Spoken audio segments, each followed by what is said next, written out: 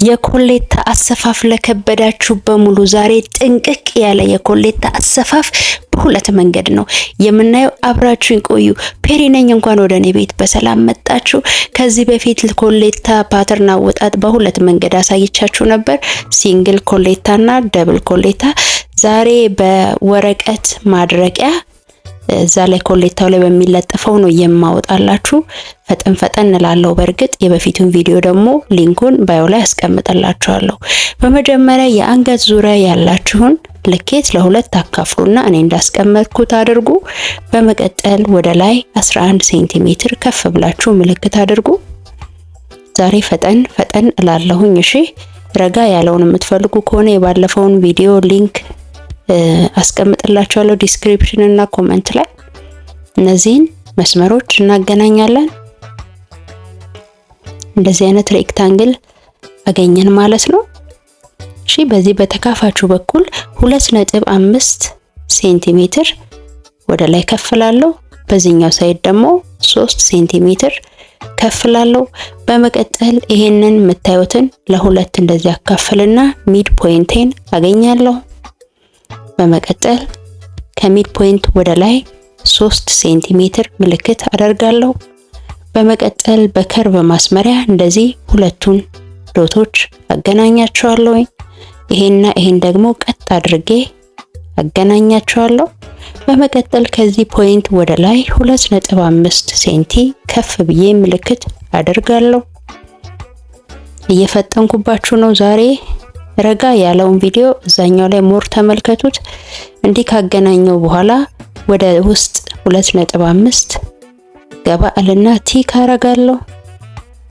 በመቀጠል ከዚህ ፖይንት ወደዚህ በእጄ ቀስ ብዬ ከርቧን እሰራታለሁኝ እንደዚህ።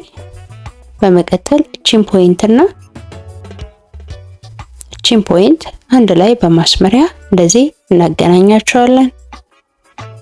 ከዚህ ወደ ላይ 2.5 ከፍ በሉ።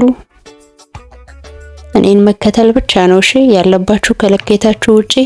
ወደ ላይ ደግሞ 4.5 ሴንቲ ምልክት አደረኩ። ይሄንን ፖይንት በከርቭ ማስመሪያ እንደዚህ ገልብጬ ቀስ አድርጌ ብዙም ያልተጋነነ ከርቭ ዶቶቹን አገናኛለሁ። በመቀጠል ወደ ላይ 4.5 ከወጣሁት ወደ ጎን ሄድና 7.5 ቲክ አረጋለሁ። 7.5 ቲክ ያረኩበት ቦታ ጋር እንደዚህ በከርቭ ማስመሪያ ከዋናው ከጫፉ ካለው ፖይንት ጋር እንደዚህ አገናኛለሁ። ይሄንን ደግሞ ቀጥ ባለ ማስመሪያ አገናኛለሁ። ይሄ ደብል ኮላር ይባላል። ሁለቱም ለየብቻ ተቆርጠው የሚሰሩ የኮላር አይነቶች ናቸው።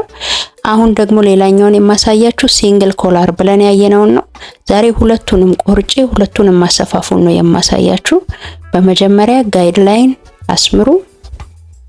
ታዲያ ሰብስክራይብ ያደረጋችሁ ውድ ቤተሰቦች አንገት ዙሪያ ሲካፈል ለሁለት ወደ ላይ 2.5 ወይም 3 ሴንቲ ወደዚህም 2.5 ወይም 3 ሴንቲ ከፍ አልኩኝ። እነዚህን ዶቶቹን እንደዚህ አገናኛለሁ። አያችሁ? አሁን ይሄን አይነት ቅርጽ መጣ። ከዚች መስመር ወደ ውስጥ 2.5 ሴንቲ፣ ከዚች ምልክት ወደ ላይ 5 ሴንቲ ወይም 6 ሴንቲ ትችላላችሁ። እኔ 5 ሴንቲ ሰጥቻለሁኝ።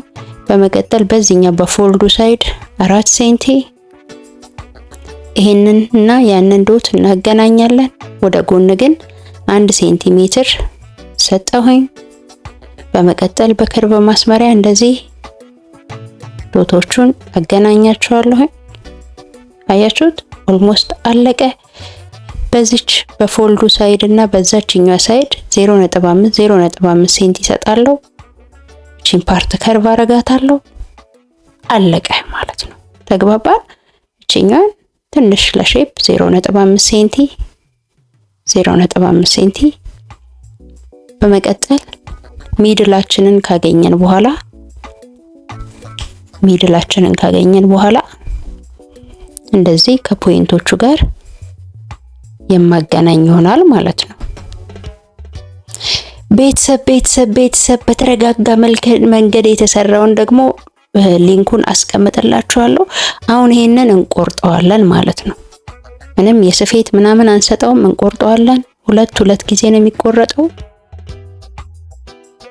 ቆርጠን ይሄንን ይመስላል የኮሌታ ማድረቂያችን። ይሄንን ምን እናደርጋለን? እንተኩሰዋለን። እኔ በአቡጀዲ ነው ማሳያችሁ። አቡጀዲውን እንዲህ ለሁለት አጠፍኩት። ሲንግል ኮሌታውን መጀመሪያ ተኮስኩኝ። ይሄ ሲንግል ኮሌታ ነው፣ ወጥ ማለት ነው። ኮላር ስታንዱና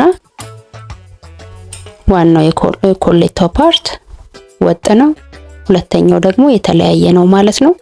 ከዛ በኋላ የስፌት ለታችኛው ፓርት የስፌት ሰተን እንቆርጠዋለን። ግን አንድ መርሳት የሌለባችሁ ነገር በቅርጹ ለመቁረጥ እንዳትሞክሩ። ማድረቂያው ስላለ በአራት ማዕዘኑም ብትቆርጡ ከሰፋችሁት በኋላ ማስተካከል ስለምትችሉ እሱን መንገድ ተጠቀሙ። ነገር ግን የስረኞቹ ላይ አንዳንድ ሴንቲ ቢያንስ የስፌት ሰተን እንቆርጣለን። የደብል ኮላሮች ኮላር ስታንዷን አንደኛውን ፓርት ብቻ አንዳንድ ሴንቲ ሰጥና ለብቻው አዘጋጃታለሁ። አንደኛው ግን ኖርማል አራት ማዕዘንም ቢሆን ችግር የለውም ከተሰፋ በኋላ ስለሚስተካከል። በሼፕ ለመቁረጥ ብዙ ባትሞክሩ ደስ ይለኛል። እኔ መሰራበትን መንገድ አሳያችኋለሁ። ይሄው ይሄንን ይመስላል።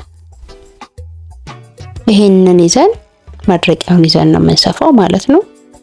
የሲንግል ኮላሩንም እንደዚሁ አንደኛውን ፓርት ብቻ ወስጄ የታችኛው ፓርት ላይ 1 ሴንቲ ሰጣለሁ። ሌላው እንዳለ ነው እየሰፋው ምን እንደሚመስል አሳያችኋለሁ።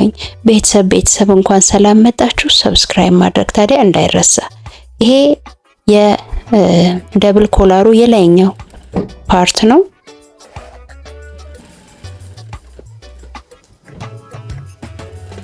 እኔ እንደምሰፋው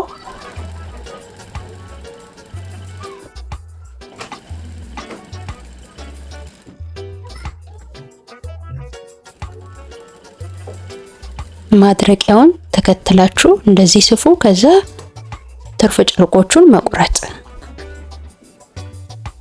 አያችሁ። ከዛ እንገለብጠዋለን። ጫፉ ሹል እንዲሆን በደንብ የጫፉን ለማውጣት ሞክሩ። በስፒል በመቀስ በክርም ይቻላል።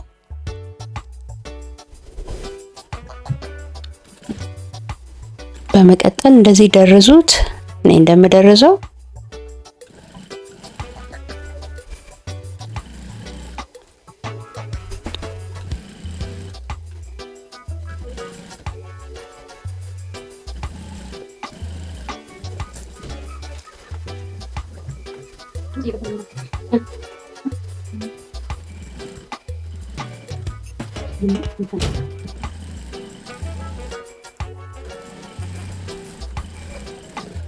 የኔን አሰፋፍ ተከትላችሁ መስፋት ነው። ይሄንን ይመስላል።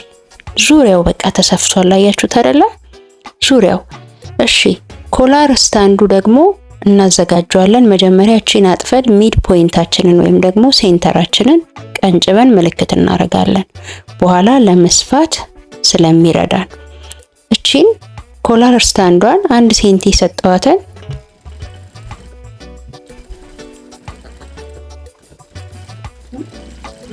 ብቻዋን እደርዛታለሁ። ብቻዋን ደርዣታለሁ። ሁለቱን አጣብቄ ሳይሆን አንዱን ብቻውን። አያችሁት?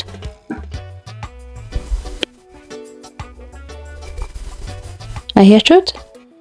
አሁን ለስፌት የምትሆን 1 ሴንቲ አስቀርቼ ሌላውን ጠርዙን እቆርጠዋለሁ። ይሄ ሲንግል ነው፣ በነጠላ ነው። እሺ ያው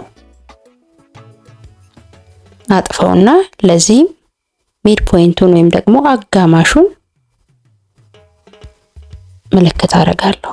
በኋላ ለመስፋት ይረዳናል። በመቀጠል ይሄ አያችሁት 4 ማዕዘን ነው። ይሄንን እንደዚህ አስደግፍበትና የላይኛውን ፓርት ብቻ እኩል ቀርጸዋለሁ። የታችኛውን አልጨነቅም። የላይኛውን ፓርት ብቻ እኩል እቀርጸዋለሁኝ አብሬ ማለት ነው። እቀርጸዋለሁ ሚንስ እኩል አደርገዋለሁኝ ቆርጬ ማለት ነው። የላይኛውን ፓርት እኔ እንደማደርገው የላይኛውን ፓርት አያችሁት? ያው ከዛ ሁለቱንም ማጥፍና ሚድ ፖይንት አደርግበታለሁ የታችኛውን ማለት ነው። አያችኋት? የቀነጨብኳት እሷን ቦታ እንዳትረሷት። ከዛ ይሄንን ኮላር የላይኛውን የኮላር ፓርት ይሄው ከተቀነጨበው ምልክት ጋር እንደዚህ አገናኘዋለሁ። አያችሁት? በመቀጠል እቺን ያዘጋጀናትንም ኮላር ስታንድ በዚህኛው ሳይድ ከርቭን ፓርት ወደዚህ ወደ ላይ አድርጋችሁ ነው እንደማደርገው አገናኙና መስፋት ማለት ነው። ወደ ስፌት እንወስደዋለን።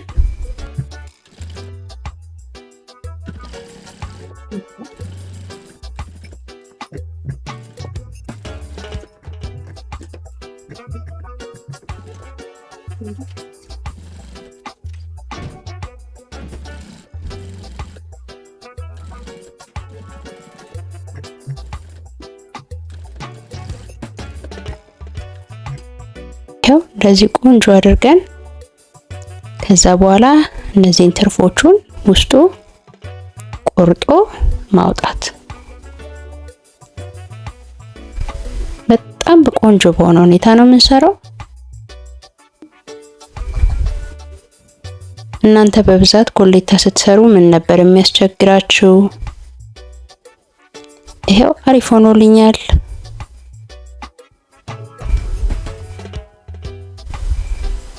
ቆንጆ ሆኖልኛል። ከዛ እደርዘዋለሁ ማለት ነው። መሃሏን ይዤ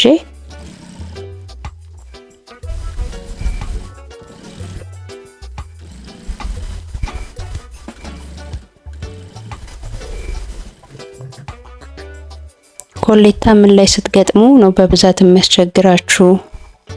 እቺን 1 ሴንቲሜትር ለስፌት አንገቱ ላይ መግጠሚያ ብቻ አስቀርቶ አያችሁ ጽድት ብሎ ወጥቷል። ተኩሽው ስመለስ እንዴት እንደሚያምር እዩ። ታያችሁት? አሁን ይሄ ሸሚዛችሁ ላይ መግጠም ብቻ ነው። ይሄ ደብል ኮላር ብለን የሰራነው ነው ማለት ነው። አሁን ደግሞ ሲንግሉን እንስራ። ሲንግል የተባለው ወጥ ስለሆነ ነው። የታችኛውም የላይኛውም የተቆራረጠ የተለያየ ነገር ስለሌለው ነው። መጀመሪያ አንዷን ፓርት ወደ ውስጥ 1 ሴንቲሜትር የተኮስኩላትን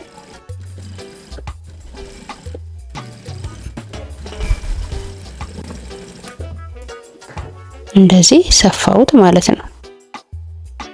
ወደ ተሰፋ አያችሁት?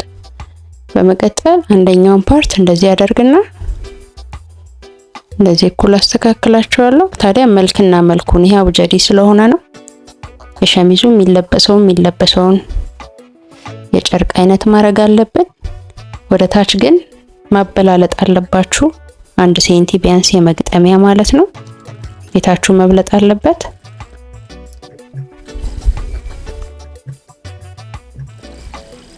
ከዛ ማድረቂያውን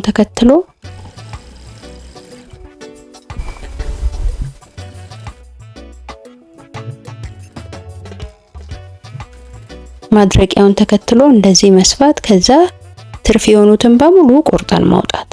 ታዲያ የተወሰነ አስቀርታችሁ ስፌት ስትቆርጡ የሰፋችሁበትን መቁረጥ የለባችሁም።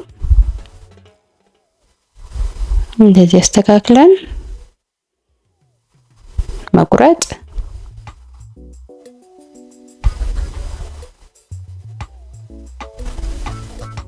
ኮሌታ ምን አይነት ልብስ ላይ ገጠሜ እንዳሳያችሁ ትፈልጋላችሁ? አሳውቁኝ። ይሄንን የማሳያችሁን ፓርት መደረዝና መስፋት ጥንቅቅ አርጎሽ ጫፉን ይዞ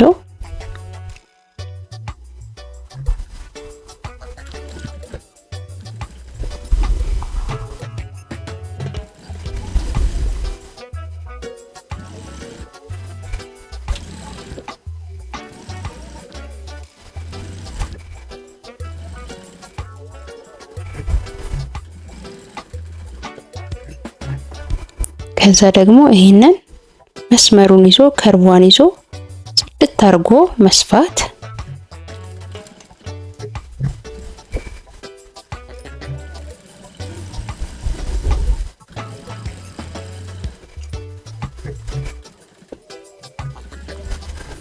ይሄው ቆንጆ ሆኖ ወጥቶልናል።